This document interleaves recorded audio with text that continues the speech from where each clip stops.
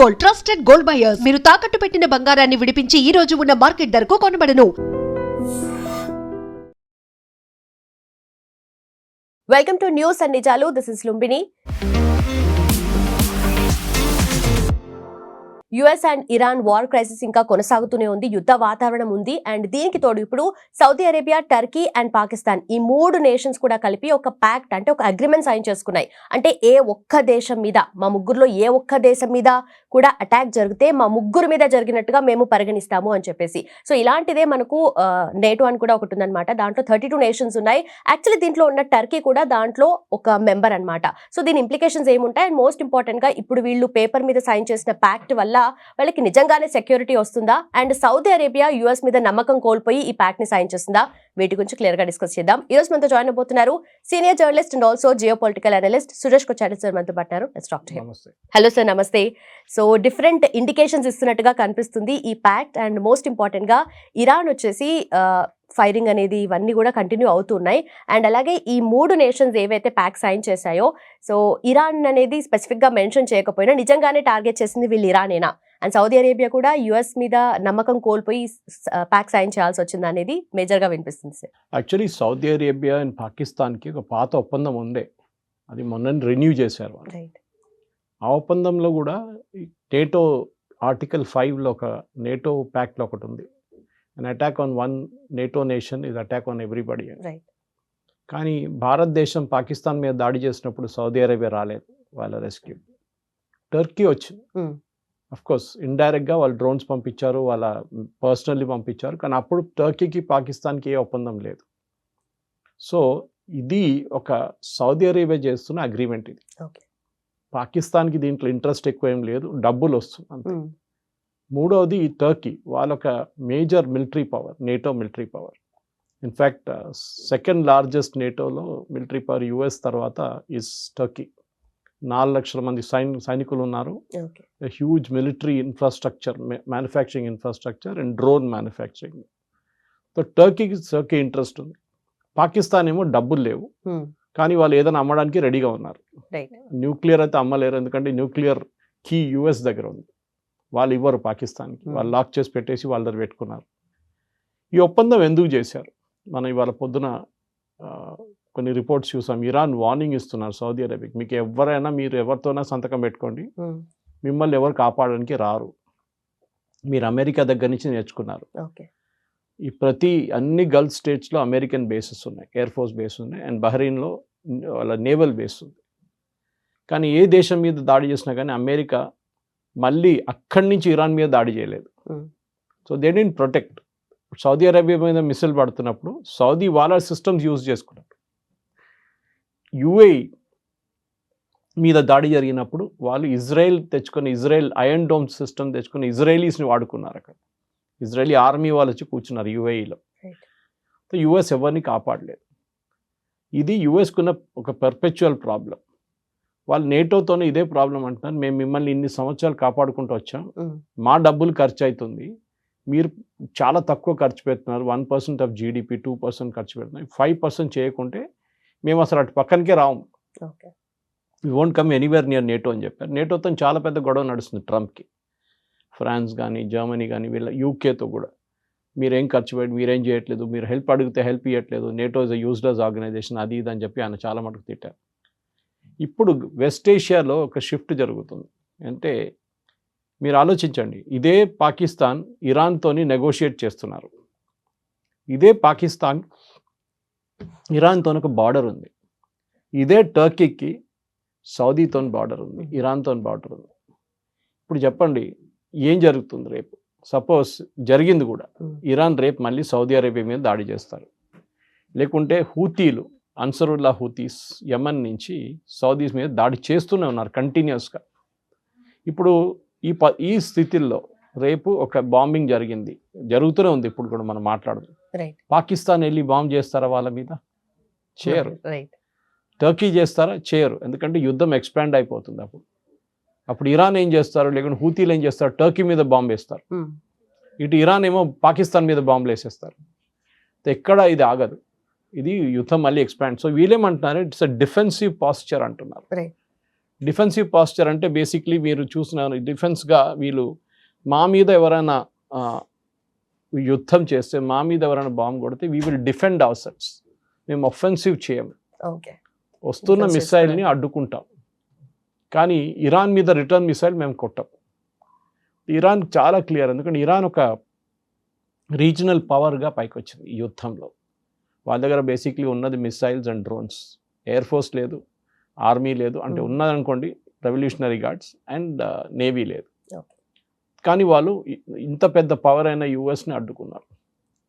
ఇవాళ కూడా ఒక యుఎస్ సీనియర్ మిలిటరీ అడ్వైజర్ ట్రంప్కి చెప్పారంట, మీకు ఆఫ్ ర్యాంప్ చేయాలంటే, అంటే యుద్ధం నుంచి బయటికి రావాలంటే ఈ ఎయిర్ పవర్తో నడవదు, you have to bring in ground forces or simply walk away. అయిపోయింది యుద్ధం, మాకు ఇంకా ఏం లేదని చెప్పేసి బయటకు వచ్చేసేయండి. ఇప్పుడున్న పరిస్థితుల్లో మనం అర్థం చేసుకోవాలంటే గల్ఫ్లో రెండు వైపు నుంచి ఒక అలయన్స్ ఫామ్ అవుతుంది. మీకు గుర్తుంటుంది, సౌదీ అరేబియా మొన్ననే యుఎస్తోనే ఒక న్యూక్లియర్ డీల్ సైన్ చేశారు, ఒక న్యూక్లియర్ పవర్ ప్లాంట్ సెటప్ చేయడానికి. అది ఇప్పుడు యుఎస్ కాంగ్రెస్లో పడింది. యుఎస్ కాంగ్రెస్ ఏమంటున్నారంటే, మీరు ఇది సంతకం పెట్టాలంటే you have to agree to the Abraham accord. Abraham accord ఏంటి? అది ప్రెసిడెంట్ ట్రంప్ ఫస్ట్ టర్మ్లో తీసుకొచ్చిన ఒక అకార్డ్. దాంట్లో ఇజ్రాయెల్ని రికగ్నైజ్ చేయాలి. సౌదీ అరేబియా చేయరంటున్నారు. ఆ పరిస్థితుల్లో అది అమెరికన్ కాంగ్రెస్ నుంచి అది పాస్ కాదు. సో అమెరికన్ కాంగ్రెస్ నుంచి ఎప్పుడో సౌదీ అరేబియా మీద డౌట్ ఉంది, ఎందుకంటే అక్కడి నుంచి ఒసామా బిన్ లాదెన్ వచ్చారు. Is from the Saudi royal, one of the families, big families, the bin Laden family. So Saudi Arabia మీద ఎప్పుడో ఉంది. సౌదీ అరేబియాకి చుట్టుపక్కల అన్ని దేశాల మీద డౌట్ ఉంది, ఏ రోజు మా మీద దాడి చేస్తారని. జరుగుతుంది ఇప్పుడు, హూతీలు దాడి చేస్తున్నారు. They are a very very minor power, ఒక టెర్రర్ గ్రూప్ అని చెప్పొచ్చు. సౌదీ అరేబియా వాళ్ళ మీద బాంబ్ చేస్తున్నా కానీ ఏ ఇంపాక్ట్ లేదు. ఇప్పుడు కాదు, ఎన్నో సంవత్సరాల నుంచి ఈ అన్సరుల్లా హూతీలు వచ్చి యమన్ ఆక్యుపై చేసుకున్నప్పటి నుంచి సౌదీ అరేబియా అక్కడున్న ఒఫీషియల్ గవర్నమెంట్ని సపోర్ట్ చేస్తున్నారు, వాళ్ళకు ఆయుధాలు ఇస్తున్నారు, వాళ్ళ కోసం బాంబింగ్ చేస్తున్నారు. కానీ ఇవాళ దాకా ఈ చిన్న హూతీ గ్రూప్ని అక్కడి నుంచి జరపలేకపోయారు. ఇప్పుడు వాళ్ళు రెడ్ సీలో ఉన్న సౌదీ ట్యాంకర్స్ మీద కొడుతున్నారు. సో పాకిస్తాన్ లేకుంటే టర్కీ ఇప్పుడు దిగుతారా? దిగరు. Because this agreement is only నామ్కే వాస్తా అంటే హిందీలో పేరు కోసం పెట్టుకున్నారు. సౌదీ ఏమంటున్నారు, మాకు టర్కీ ఉన్నారు, పాకిస్తాన్ ఉన్నారు, చూడండి చూపించుకోవడానికి. ఇప్పుడు కొత్తది ఏంటంటే కువైట్తో కూడా సైన్ చేస్తుంది. What different does it make? Kuwait దగ్గర ఏముంది ఆర్మీ? నథింగ్. సో ఈ ఒక ఒప్పందం అనేది ఒక షో ఆఫ్ ఇది. కానీ అటువైపు చాలా క్లియర్గా ఇజ్రాయెల్ ఒక వార్నింగ్ ఇచ్చారు. ఒక 2 నెలల ముందు Benjamin Netanyahu prime minister of Israel ఒక వార్నింగ్ ఇచ్చారు, Turkey is the next Iran అని చెప్పి. ఓకే, టర్కీ మీద ఇరాన్ కానివ్వండి, ఇదంతా ఫినిష్ అయిన తర్వాత నెక్స్ట్ టర్కీ మీద మేము వేస్తాం. కానీ Turkey is the NATO member. ఇప్పుడు ఇటు సౌదీతో ప్యాక్ట్ ఉంది, అటు నేటోతో ప్యాక్ట్ ఉంది అన్నమాట. ఇది ఒక డైకాటమీ. ఇది ఒక సిచ్యువేషన్ ఎట్లా అయిపోయిందంటే అటువైపు ఫ్రెండ్స్, ఇటువైపు ఫ్రెండ్స్. సో ఒక ఫేమస్ బ్రిటిష్ పొలిటీషియన్ ఒకరు చెప్పారు, there are no permanent friends and enemies అని చెప్పారు, there are only permanent interest. Okay, ఇప్పుడు నేను అడిగిన ప్రశ్న స్టార్టింగ్లో అదే, నేను చెప్పిన మాట కూడా అదే. పాకిస్తాన్ మీద మనం దాడి చేస్తే ఎందుకు సౌదీ అరేబియా వచ్చి వాళ్ళని కాపాడలేదు? రారు వాళ్ళు. వాళ్ళు అప్పుడు ఇంకేదో స్టోరీ చెప్తారు, మాకు దాంతో సంబంధం లేదు, మేము ఎందుకు పడాలి దాంట్లో వచ్చి. ఇది డెఫినెట్గా ఇట్లాంటి స్టేట్మెంట్ బయటకు వస్తుంది. ఓకే, ఇప్పుడు అంటే నిజంగానే మిలిటరీ టర్మ్స్లో వీళ్ళు ఒకవేళ పాకిస్తాన్ మీద దాడి జరిగినా, ఇదర్ సౌదీ అరేబియా మీద దాడి జరిగినా కూడా ఏ ముగ్గురు కలిసి రాలేరు అంటారు? కరెక్ట్, ఇంటర్వ్యూన్ చేయలేరు, అసలు చేయలేరు. రైట్. ఇది బేసిక్లీ ఇరాన్ని అడ్డుకోవడానికి చేస్తున్న పని. ఇరాన్ రేపు సౌదీ అరేబియా మీద ఇప్పుడు కాకుండా పెద్ద అసాల్ట్ జరిగితే ఎవరు కాపాడుతారు? యుఎస్ రారు. ఇప్పుడు కూడా చూసాం, అరామ్కో మీద మొన్న కూడా అటాక్ జరిగింది హూతీలది. ఎవరు కాపాడుకున్నారా వాళ్ళని? యుఎస్ బేసెస్ ఎందుకు పెట్టుకున్నారు గల్ఫ్లో? జీసీసీ కంట్రీస్లో యుఎస్ బేసెస్ వాళ్ళ ప్రొటెక్షన్ కోసం పెట్టారు. అంటే అమెరికా ఏం చెప్పారు, మాకు ల్యాండ్ ఇవ్వండి, మాకు డబ్బులు ఇవ్వండి, మేము ఒక పెద్ద బేస్ మీ దగ్గర పెట్టేస్తాం, ఒక 10-15 ఎయిర్క్రాఫ్ట్లు, లేకుండా 30 ఎయిర్క్రాఫ్ట్లు, ఒక 5,000 మంది సర్వీస్ పర్సనల్ అందరు ఉంటారు. ఒక అమెరికన్ సిటీ లాగా ఉంటుంది. సో ఖతర్లో అలూద్ బేస్ ఉంది, it's the biggest base out side US. 8,000 మంది service men and service women ఉన్నారు, హండ్రెడ్స్ ఆఫ్ ఎయిర్క్రాఫ్ట్. కానీ ఇవాళ దాకా ఆ బేస్ నుంచి సౌదీ అరేబియాని ప్రొటెక్ట్ చేయడానికి ట్రై చేయలేదు యూఎస్. ఇరాన్ మీద దాడి చేస్తున్నారు అక్కడి నుంచి. దానికోసం ఇరాన్ ఆ బేస్లను కొడుతున్నారు. మీరు చూసుంటారు సౌదీ అరేబియాలో ఉన్న బేస్ కానీ యూఏఈలో ఉన్న బేస్, ఎక్కడెక్కడ ఈవెన్ జార్డన్ ఉన్న బేస్ కొట్టారు వాళ్ళు. 3 చనిపోయారు దాంట్లో అమెరికన్ సర్వీస్ బేస్. ఇరాన్ భయపడి తీసుకొచ్చిన అగ్రిమెంట్ ఇది. ఓకే. అదే టైంలో it's no confidence in US. మీరు మమ్మల్ని కాపాడుకోలేకపోయారు, టర్కీ కాపాడుతారు, పాకిస్తాన్ కాపాడుతారు. కానీ హైపోథెటికల్ సిచ్యువేషన్ మీకు అదే అడిగాను. రేపు ఇరాన్ ఆల్రెడీ చేస్తున్నారు, సౌదీ మీద బాంబింగ్ నడుస్తుంది. రేపు పాకిస్తాన్ ఇరాన్ మీద బాంబింగ్ చేస్తారు, చేయరు. అంటే ఇరాన్ నేబర్. ఇరాన్ మళ్ళీ అటువైపు మిసైల్ కొట్టడం మొదలు పెడతారు. ఇస్లామాబాద్ మీద, కరాచీ మీద, రావల్పిండి మీద. వాళ్ళు అక్కడ బాంబింగ్ స్టార్ట్ చేస్తారు, ఇక్కడ కొడుతున్నట్లనే. ఒక గల్ఫ్ నేషన్గా ట్రీట్ చేసుకుంటారు. బేసికలీ అదొక Islamic NATO. They trying to build like in Islamic NATO.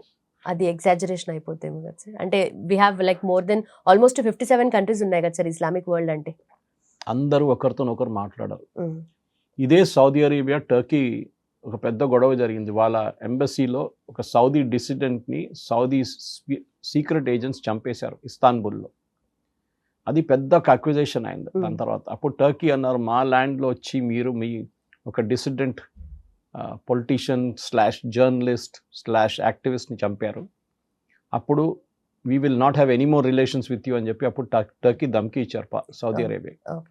So వీళ్ళ నడిమిట్లో ఏ సంతకం పెట్టినా, ఏ ఒప్పందం చేసినా దానికి ఏ విలువ లేదు. ఆ పేపర్ కూడా విలువ ఉండదు. ఇది ఓన్లీ పబ్లిక్ పాస్చరింగ్. ఎందుకంటే ఇది సంతకం పెట్టి within 5 to 6 hours Iran warning ఇచ్చారు, నేను చూపిస్తాను సౌదీ మీద దాడి జరిగితే సౌదీ అరేబియా పాకిస్తాన్ లేకుండా టర్కీని యూజ్ చేస్తారా, మేము ట్రై చేస్తాం, వాళ్ళు ట్రై చేయనియండి. టర్కీ ప్రాబ్లం ఏంటంటే ఎర్దోగాన్ వచ్చిన తర్వాత ఆయనకి ప్రెసిడెంట్ ట్రంప్తో మంచి రిలేషన్షిప్ ఉంది. At the same time Turkey చాలా మటుకు డ్రోన్స్ని రష్యాకి సప్లై చేస్తున్నారు ఇండైరెక్ట్లీ. పాకిస్తాన్కి ఇస్తారు, పాకిస్తాన్ అక్కడి నుంచి అమ్ముకుంటారు. కొన్ని యుక్రెయిన్కి అమ్ముతున్నారు. సో ఎవరు డబ్బులు ఇస్తారో వాళ్ళకి అమ్మేసుకుంటున్నారు. యుఎస్కి భయం ఏంటంటే ఈ పాకిస్తాన్ దగ్గర ఉన్న న్యూక్లియర్ టెక్నాలజీ రేపు వాళ్ళు సౌదీ అరేబియాకి అమ్ముతారో లేదో అని భయం ఉంది వాళ్ళకి. పాకిస్తాన్ ఇస్ బ్యాంక్రప్ట్, డబ్బులు లేవు వాళ్ళ దగ్గర. 2 వారాలకు కావాల్సిన క్రూడ్ ఆయిల్ కొనడానికి ఉన్న డబ్బులు కూడా లేవు. ఆ పరిస్థితులు వీళ్ళేమనుకున్నారు, ఈ నెగోషియేషన్స్ చేస్తే ఖత్తర్ కానీ సౌదీ అరేబియా కానీ సింపతి తీసుకొని వాళ్ళకి కొంచెం డిస్కౌంట్లో లేకుంటే ఫ్రీగా ఆయిల్ ఇస్తారనుకున్నారు. వాళ్ళు బిజినెస్ వాళ్ళు, సౌదీ అరేబియా కానీ ఖత్తర్ కానీ కువైత్ కానీ బహ్రెయిన్ కానీ ఒమాన్ ఎవరైనా కానివ్వండి, they will not agree to it. Okay. So ఈ పరిస్థితుల్లో సౌదీ అరేబియా ఏమంటున్నారు, మేము ఇస్లామిక్ వరల్డ్ లీడర్, మేము 2 of the holiest sites of Islam, Mecca and Medina మా దగ్గర ఉంది. టర్కీ ఏమంటున్నారు, World War I దగ్గర దాకా మా ఖలీఫేట్ మా దగ్గర ఉండే, we were the caliphate of the Muslim world, మేము లీడర్షిప్ పొజిషన్ అస్యూమ్ చేస్తాం. ఇప్పుడు వీళ్ళ నడిమిట్లోనే మీరు చెప్పినట్లు 59 దేశాల నడిమిట్లోనే ఒక ఆల్మోస్ట్ 40 దేశాలకు వీళ్ళతో ఎవరితో సంబంధం ఉండదు, వాళ్ళు పని చూసుకుంటున్నారు. మొహమ్మద్ బిన్ సల్మాన్ ప్రాబ్లం ఏంటంటే సౌదీ అరేబియాలో ఆయన సౌదీ అరేబియాని ఒక యూరోప్ లాగా కన్వర్ట్ చేయడానికి ట్రై చేస్తున్నారు. ఇప్పుడు దుబాయ్ లాగా, ఫర్ ఎగ్జాంపుల్ మీరు దుబాయ్కి వెళ్తే మీకు డౌట్ వస్తుంది, is it Dubai or is it Thailand అని. ఓకే, అక్కడ మీకు బుర్కాలు కనిపించవు, ఏముండదు అక్కడ. It's almost like a European city or even like walking in Bangkok అనమాట. అంత మోడర్నైజ్ చేసేసారు దుబాయ్ని. ఒక టూరిజం డెస్టినేషన్గా, ఒక ఇన్వెస్ట్మెంట్ డెస్టినేషన్గా, ఒక అకాడమిక్ డెస్టినేషన్గా షార్జాని మార్చారు. So the United Arab Emirates వాళ్ళు తీసుకొచ్చిన ఒక ఏం చెప్తారు బిజినెస్ మోడల్ని సౌదీ అరేబియా రెప్లికేట్ చేయడానికి ట్రై చేస్తున్నారు. అది వాళ్ళతో కావట్లేదు. ఎందుకంటే ఎంత చేసినా కానీ Saudi Arabia still considered Islamic nation. వేరే అదే మాట మీరు యూఏఈ దగ్గర విన్నారు. మీరు ఎప్పుడు యూఏఈలో ఇస్లామిక్ నేషన్ అని షరియా అని అట్లా ఎక్కడ ఏముండదు. అక్కడ దే వెరీ వెరీ మోడర్న్. అక్కడ బ్యాబ్ స్వామినారాయణ మందిర్ ఉంది అక్కడ. నేను దుబాయ్కి వెళ్ళినప్పుడు అక్కడ వెళ్ళాను, అబుదాబీలో. They have everything. సో వాళ్ళకి ఎవరితోని ఏ ప్రాబ్లం లేదు. వాళ్ళకి ఏంటంటే ఒట్టి మా దగ్గర పెట్టుబడి పెట్టండి, మా దగ్గర ఇన్వెస్ట్ చేయండి, మా దగ్గర సర్వర్ ఫార్మ్స్ పెట్టండి, మా దగ్గర డేటా సెంటర్స్ పెట్టండి, మా దగ్గర ఐటీ కంపెనీలు పెట్టండి. ఇదే వాళ్ళకి కావాలి. దుబాయ్ స్టేబుల్గా ఉన్నారు వాళ్ళు. కానీ ఈ అటాక్లో దుబాయ్ మీద కూడా అటాక్ జరిగింది. మనకు తెలిసిందే ఫస్ట్ అటాక్ వాళ్ళ ఎయిర్పోర్ట్ మీద జరిగింది, which is one of the biggest airports in the world transit చూస్తే 75 million passengers. ఇప్పుడు ఏం జరిగింది, దాంతో వాళ్ళకి యుఎస్ మీద కాన్ఫిడెన్స్ పోయింది. యుఎస్ బేస్ అబుదాబీలో ఉన్న బేస్ మీద కాన్ఫిడెన్స్ పోయి వాళ్ళు ఇజ్రాయెల్ని తెచ్చుకున్నారు. ఇజ్రాయెల్ అండ్ యుఏఈ వాళ్ళకి ఒక అబ్రహాం అకార్డ్ సైన్ చేశారు, వాళ్ళు రికగ్నైజ్ చేస్తారు. మోస్ట్ ప్రాబ్లీ మిలిటరీ అసిస్టెన్స్ కూడా ఇస్తున్నారు, ఆల్రెడీ ఐరన్ డోమ్ తీసుకొచ్చారు. ఓకే. ఇప్పుడు భారతదేశం యుఏఈ కూడా ఒక సంతకం పెట్టారు, డిఫెన్స్ ప్యాక్ట్ సైన్ చేశాం మనం. సో మీరు ఇట్లానే యాడ్ చేసుకోండి, India UAE defence pact, UAE Israel defence pact, మనకు ఆల్రెడీ ఇజ్రాయెల్తో సంబంధాలు ఉన్నాయి. ఇప్పుడు ఇంకొక ట్రయోక్ అక్కడ తయారవుతుంది. ఓకే. సో దీంట్లో అన్ని ఇస్లామిక్ నేషన్స్ వెళ్తారంటే సౌదీ అరేబియా వైపు వెళ్ళరు. కొంతమందికి టర్కీ నచ్చరు, వాళ్ళకి they was huge doubt on Turkey. అదే టైంలో కొంతమందికి సౌదీ అరేబియా నచ్చదు. ఇరాన్ అయితే ఒక షియా నేషన్. ఇరాన్ వీళ్ళందరూ నడిమిట్లో ఆడుకుంటున్నారు, వీళ్ళు నువ్వు ఎక్కువ మాట్లాడితే నీ మీద బాంబు వేసేస్తాను. Though they are becoming a de facto power of Middle East. Saudi Arabia power తగ్గిపోతుంది. This agreement is purely to bring Saudi Arabia back అన్నమాట. అంటే మా దగ్గర పవర్ ఉంది, మా దగ్గర ఆర్మీ ఉండలేదేమో, కానీ టర్కీ లాగా 4 లక్షల మంది ఆర్మీ మా దగ్గర లేదు. టర్కీ లాంటి షిప్ బిల్డింగ్ కానీ మిగతా మిలిటరీ ఇన్ఫ్రాస్ట్రక్చర్ తయారు చేయడంలో మా దగ్గర ఉండదు, ఫెసిలిటీ లేదు. డ్రోన్ ఫెసిలిటీస్ తయారు చేయడంలో లేదు, కానీ వీ హ్యావ్ మనీ. రైట్. ఇప్పుడు సౌదీ దగ్గర మనీ ఉంది, టర్కీ దగ్గర మీరు అన్నట్టుగా మిలిటరీ టెక్నాలజీ ఉంది, అండ్ పాకిస్తాన్ దగ్గర మిలిటరీ మ్యాన్ పవర్ ఉంది. సో ఇప్పుడు ఏ రకంగానూ వీళ్ళు ఒక పవర్ఫుల్ నేను హైపోథెటికల్ సిచ్యువేషన్ చాలా చెప్పాను. ఇది ఒక స్టేట్మెంట్ ఆఫ్ ఇంటెంట్ అంతే. రైట్. యుఎస్కి బేసిక్లీ చూపించడానికి మీ మీద నమ్మకం లేదు, మేము ముగ్గురు చూసుకుంటాం మా పని. కానీ రేపు నేను చెప్పాను చూడండి, మళ్ళీ రేపు పాకిస్తాన్ ఇండియా యుద్ధం జరిగితే వీళ్ళు ఎవరు రారు, టర్కీ వస్తారు. అది ఒప్పందం ఉందో లేదో కానీ టర్కీ సప్లై చేస్తారు. బికాస్ టర్కీ హ్యాస్, దానికోసం టర్కీ పాకిస్తాన్ ఆపరేషన్ సింధూర్లో హెల్ప్ చేసిన తర్వాత మన దగ్గర ఒక గ్రౌండ్ హ్యాండ్లింగ్ కంపెనీ ఉండే టర్కీది. వాళ్ళు మొత్తం ఆల్మోస్ట్ ఆల్ మేజర్ ఎయిర్పోర్ట్స్లో గ్రౌండ్ హ్యాండ్లింగ్ వాళ్ళు చేస్తుంటే, అంటే మీ బ్యాగేజ్ హ్యాండిల్ చేయడంలో, మీ సెక్యూరిటీ క్లియరెన్సెస్లో, అంటే not the CISF kind of security, మిగతాది. అది కాకుండా కార్గో హ్యాండిల్ చేయడంలో, గ్రౌండ్ హ్యాండ్లింగ్ బస్సెస్ అంతా వాళ్ళు ఆపరేట్ చేస్తున్నారు. Over night government of India వాళ్ళ సెక్యూరిటీ క్లియరెన్స్ని రివోక్ చేశారు. వాళ్ళ సీఈఓ మనం ఏడుస్తున్నారు, $50 మిలియన్ పోయింది మాది, పెట్టుబడి పోయింది, మేము ఇంత ఖర్చు పెట్టాము ఇక్కడ ఇండియా మీద, ఎంత హోప్ ఉండే మాకు. మనం ఎందుకండి, why should be trust Turkey? Turkey Kashmir గురించి కూడా చాలా మటుకు స్టేట్మెంట్ ఇచ్చారు దీనికన్నా ముందు కూడా, Kashmir is not a part of India అది ఇదని చెప్పి. సో టర్కీకి పాకిస్తాన్కి చాలా క్లోజ్ రిలేషన్షిప్ ఉంది. టర్కీ లేనిది పాకిస్తాన్ దగ్గర ఉంది, పాకిస్తాన్ దగ్గర లేని టర్కీ దగ్గర ఉంది, which is military manufacturing Turkey దగ్గర ఉంది. పాకిస్తాన్ దగ్గర న్యూక్లియర్ పవర్ ఉంది, కానీ వాళ్ళ దగ్గర మ్యానుఫ్యాక్చరింగ్ లేదు. ఈ డ్రోన్లు ఫర్ ఆపరేషన్ సింధూర్లో మన వైపు యూజ్ చేసిన డ్రోన్స్ అండ్ మిసైల్స్ టర్కీ దగ్గర నుంచి వచ్చింది. సో రేపు కూడా వీళ్ళ రిలేషన్షిప్ కంటిన్యూ అవుతుంది. అట్లా ఇంకొక యుద్ధం జరిగినప్పుడు టర్కీ వాళ్ళు ఉంటారు దాంట్లో. So we should factor that in అన్నమాట. పాకిస్తాన్ దగ్గర డ్రోన్స్ లేవు అది కాదు, పాకిస్తాన్ టర్కిష్ డ్రోన్స్ తెచ్చుకుంటారు. ఓకే, కానీ ఇరాన్ సంగతి ఏంటి? Because the entire thing revolves down to what is Iran. Iran ఏం చేస్తారు? ఇరాన్ ఈ అలయన్స్ అంతా చూసుకున్న తర్వాత నిన్ననే వాళ్ళు స్టేట్మెంట్ ఇష్యూ చేసి, పేపర్ అగ్రిమెంట్ ఇది ఏం పనికిరాదు, ఓకే మేము ఎవరిని కావాలంటే వాళ్ళని కొడతాం, మీరు ఒప్పందం చేసి మీరు మా మీద ముగ్గురు కలిసి, ఎందుకంటే వీళ్ళేమన్నారు, attack on 1 is consider attack on the 3, NATO article 5, కానీ జరగదు. ఇప్పుడే చూస్తే జరగదు. అది కువైత్ వస్తే అది కూడా వాళ్ళు కూడా ఏం చేయలేరు. వాళ్ళు సద్దాం హుసేన్ వాళ్ళని చూపించారు కువైత్ని ఏం చేయొచ్చు అని, ఆడుకున్నారు ఆయన సద్దాం హుసేన్. తర్వాత యూఎస్ వాళ్ళు వచ్చారు, అక్కడి నుంచి యుద్ధం జరిగింది, అదంతా సెకండరీ, ఆపరేషన్ డెజర్ట్ స్టార్మ్ అంతా. కానీ బేసిక్లీ సౌదీ అరేబియాకి భయం ఉంది, ద రాయల్ సౌత్ ఫ్యామిలీకి చాలా మటుకు భయం ఉంది దట్ ఒకరోజు మమ్మల్ని ఇరాన్ నుంచి ఎక్స్పోర్ట్ చేసిన ఒక రెవల్యూషన్ మా దగ్గర కూడా వచ్చేస్తుంది. ఆల్రెడీ ఇరాక్లో 1/3 of Iraq is with Iran. Iran based ultras, అంటే టెర్రరిస్ట్ అని చెప్పొచ్చు. వాళ్ళు షియాస్, వాళ్ళు ఆల్రెడీ అక్కడ ఉన్నారు. ఇప్పుడు ఆలోచించండి, ఇరాన్ పవర్ ఎక్కడి దాకా వెళ్తుందని. హూతీలు వాళ్ళ మనుషులు యెమెన్లో కూర్చున్నారు, హెజ్బుల్లా లెబనన్లో కూర్చున్నారు, గాజాలో హమాస్ ఉన్నారు. ఇరాన్ వాళ్ళ పవర్ ఎక్స్పాండ్ చేస్తున్నారు. సౌదీ అరేబియా కూడా అదే చేస్తున్నారు. వాళ్ళు యెమెన్లో పెట్టుబడి పెట్టారు. యెమెన్లో వాళ్ళ అఫీషియల్ గవర్నమెంట్కి ఎయిర్క్రాఫ్ట్, వాళ్ళకి కావాల్సిన మిలిటరీ హార్డ్వేర్, వాళ్ళకి కావాల్సిన డబ్బులు అంతా ఇస్తున్నారు. కానీ ఎక్స్పాన్షన్ జరగట్లేదు ఎక్కువ. ఈటే అటువైపు యుఏఈ వాళ్ళ ఇన్ఫ్లుయెన్స్ ట్రై చేస్తున్నారు. జిబూటీలో వెళ్ళారు, సొమాలీల్యాండ్లో వాళ్ళు పెద్ద రిపబ్లిక్ ఆఫ్ సొమాలీల్యాండ్ రికగ్నైజ్ చేసి వాళ్ళ దగ్గర ఒక పెద్ద ఎయిర్ ఫోర్స్ బేస్ బిల్డప్ చేశారు, ఒక డీప్ వాటర్ పోర్ట్ బిల్డప్ చేశారు. ఈ గల్ఫ్లో ఉన్న దేశాలందరూ వాళ్ళ ఇన్ఫ్లుయెన్స్ వాళ్ళ దగ్గర నుంచి బయటికి ఎక్స్పోర్ట్ చేయడానికి ట్రై చేస్తున్నారు. టర్కీకి కర్డ్స్కి పడదు, సిరియాకి కర్డ్స్కి పడదు, ఇరాక్ కర్డ్స్ ప్రాబ్లం ఉంది, ఇరాన్ కూడా కర్డ్స్ ప్రాబ్లం ఉంది. At the same time curd ఏమో మేము రిపబ్లిక్ ఆఫ్ కర్డిస్తాన్ అని చెప్పి మేము డిక్లేర్ చేసుకుంటాం అని చెప్పారు. వీళ్ళు ముగ్గురికి నచ్చదు అది. సో వీళ్ళ నడిమిట్లోనే చాలా కాంట్రడిక్షన్స్ ఉన్నాయి. ఎందుకంటే ఇక్కడ డెమోక్రసీ అని మీకు చాలా తక్కువ కంట్రీస్లో కనిపిస్తుంది. అక్కడ బహుశా ఒక లెబనాన్లో కొంచెం ఉంది, ఇరాక్లో ఉంది అని చెప్తే ఉంది అంతే, కానీ not a real democracy. Egypt, yes, రేపు in fact Egypt also will come in to this alliance అంటున్నారు. ఈజిప్ట్కి ఎప్పుడు భయం ఇజ్రాయెల్ని, వాళ్ళు ఎప్పుడు 6 Day War మర్చిపోలేదు ఇవాళ దాకా. అప్పుడు నాసర్ ఉండే, దాని తర్వాత అన్వర్ సదాత్ వచ్చారు, కానీ నాసర్ టైంలోనే ఇజ్రాయెల్ ఆల్మోస్ట్ ఫినిష్ చేసేసారు ఈజిప్ట్. సైనా పెనిన్సులా గుంజుకున్నారు ఇజ్రాయెల్ దగ్గర, సారీ ఈజిప్ట్ దగ్గర నుంచి. ఇజ్రాయెల్ని భయపడుతున్నారు వీళ్ళందరూ. బేసిక్లీ ఈవెన్ సౌదీకి ఉన్న భయం అదే.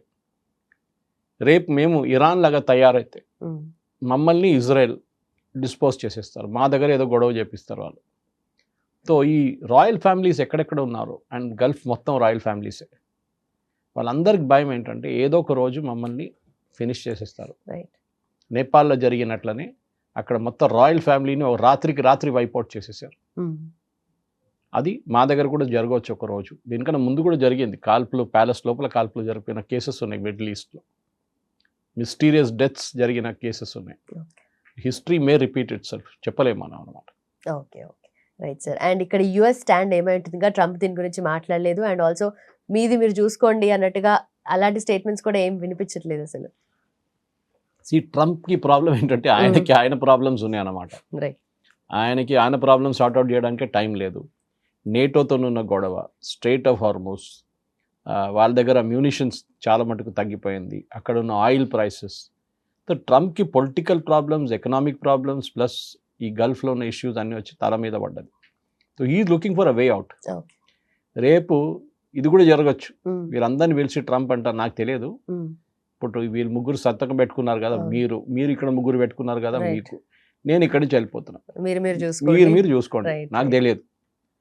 వై యుఎస్ ఇంట్రెస్ట్ ఎందుకు వచ్చింది, ఒపెక్ ఎందుకు పెట్టారు మీకు గుర్తుంటుంది. Organisation of petrol exporting countries అని ఒక కార్టెల్ ఉంది.